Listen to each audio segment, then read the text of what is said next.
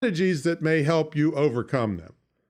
I think I'll start off with a problem that I don't really have much trouble with, and that's loneliness.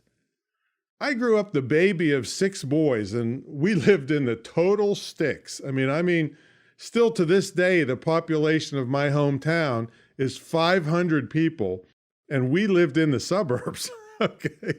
Literally, I was alone all day, every day for most summers, and after sports practices in the evenings, the bus would drop me off and there wasn't anyone else at my stop. And there were no buddies that came over to study, and there were no street parties. Heck, you'd get run over by an 18-wheeler on National Route 40 in Western Pennsylvania if you tried to have a street party.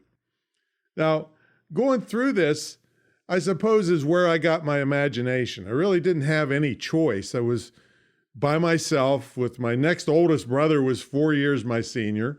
I played by myself, tore apart old cars, scrounged for scrap copper to sell at the metal plant for spending money, and loneliness never really crossed my mind. I lived it. But I've been watching TV a lot during this pandemic, and many shows are talking about the emotional toll being taken on people because of the loneliness caused by all the quarantining that's going on.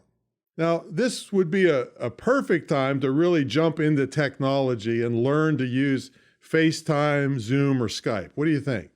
Now, if you're older and don't think you can do this without help, you're doing something because you're listening to this podcast, so you have some kind of skills. Maybe a young person in your life or in the neighborhood could show you, even through a window. It's not that hard, really, if somebody's showing you how to do stuff. Now, if you are a young person, maybe you could take it upon yourself to seek out some older folks in your neighborhood and volunteer to help them. That's partly what we're talking about here. The older folks need volunteers, and if you're bored sitting home and ready bouncing off the walls, maybe